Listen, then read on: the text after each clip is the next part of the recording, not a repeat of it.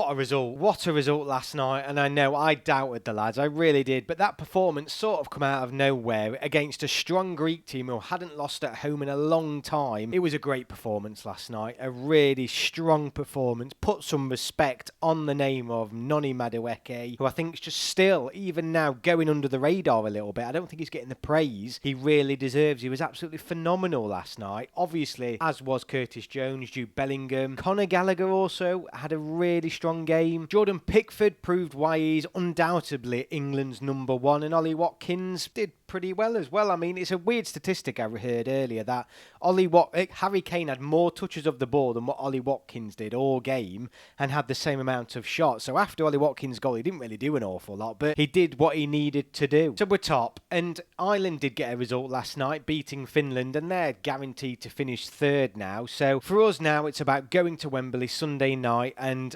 getting through automatically. None of this playoff nonsense. We want to beat Ireland. If we beat them, we go through. It's as simple as that. I don't think it matters in terms of our head-to-head goal difference. I think we're 3 up on Greece now. Anyway, whatever it is, we beat Ireland, we're promoted back to League A. And at the minute, you've got to give Lee Carsley credit because he got absolutely slated, and rightly so, after that Greece game at Wembley where we were so poor. But bringing these fresh faces in, I mean, this is easily an England B team, and we've played the best football we've played in a long time, really, a long time. The key now is playing 2 games back-to-back that are going to be strong performances. We haven't had that in...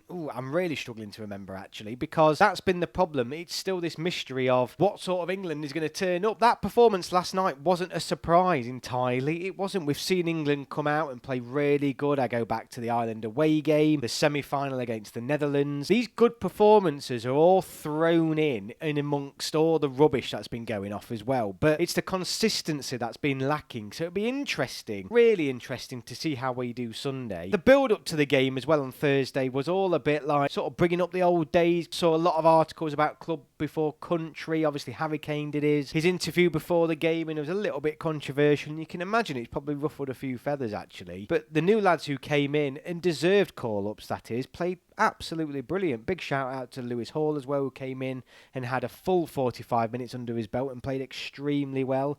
There were good performances all over the pitch. Republic of Ireland, though, is another interesting game. You would expect us now to go and beat Ireland on Sunday. You really would. Greece have been comfortably the next best team in this group alongside England. So England did, of course, beat Ireland 2-0 in Ireland not that long ago, back in September. And, of course, it was a famous night because, of course, Declan Rice and Jack Grealish were on the score sheet, and it was a strong performance from England all round. It would be a massive shock now if England didn't win on Sunday. A draw, a loss would be a huge upset, a huge one. And the England team, the main talking point coming into this video is, where is this England team at? There was a lot of criticism before the match regarding Tuchel not even being there, not being involved, not taking over immediately. People were saying that these seem a bit of a wasted 2 games. There was that conflict between people who thought the Nations League was important and others that weren't. There was the side thing where if we didn't qualify, Thomas Tuchel only wanted to concentrate on the World Cup, and if we didn't go through automatically, or if we don't go through automatically, then he has to worry about a potential playoff. The club versus country thing came up. There was all these things bubbling away in the background, and in the end, England quietly rocked up and put 3 past a Greek team who hadn't lost at home in a long time, putting our best performance of the campaign so far, undoubtedly. I'd like him to more or less stick with the same squad. I don't really want to see any huge amount of changes. I'd like to see maybe Kyle Walker come out now, actually, and see what a really inexperienced back line would do, because all the newer lads played really quite well. And it's been interesting that the central midfield area has long been a position that people have been fighting for, and all of a sudden we've now got Gomez, Mainu, Jones, Wharton, who hasn't even played, that people want to see come in.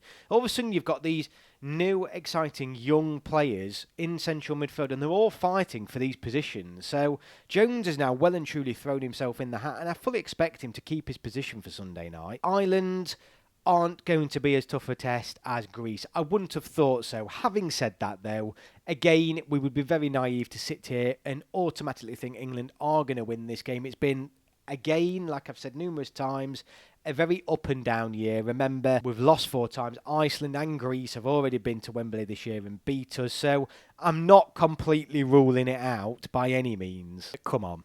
it's got it. Surely, League A, I'm so glad. I'll be so relieved once we're back in League A, because anyone who watches this channel knows how seriously I take the Nations League. With our tournament record, we've got to get back into League A. We've got to be playing with the big boys, and we've got to potentially be competing for a title. So I'll be there Sunday night. Let me know if you're going. My score prediction for that night will be 3-0. I'm going for 3-0 England. We beat Ireland 2-0 away from home. I'm expecting a strong performance from England at home following that Greece game. I don't think we'll then go and get 4 or 5. I think they'll go off the gas a little bit, but I can't see anything but a dominant England win on Sunday night. I'm sure the atmosphere will be hopefully better than most games at Wembley, but come on the Three Lions, let's guarantee our spot in League A. Thank you all so much for watching, and I will see you all on my next video.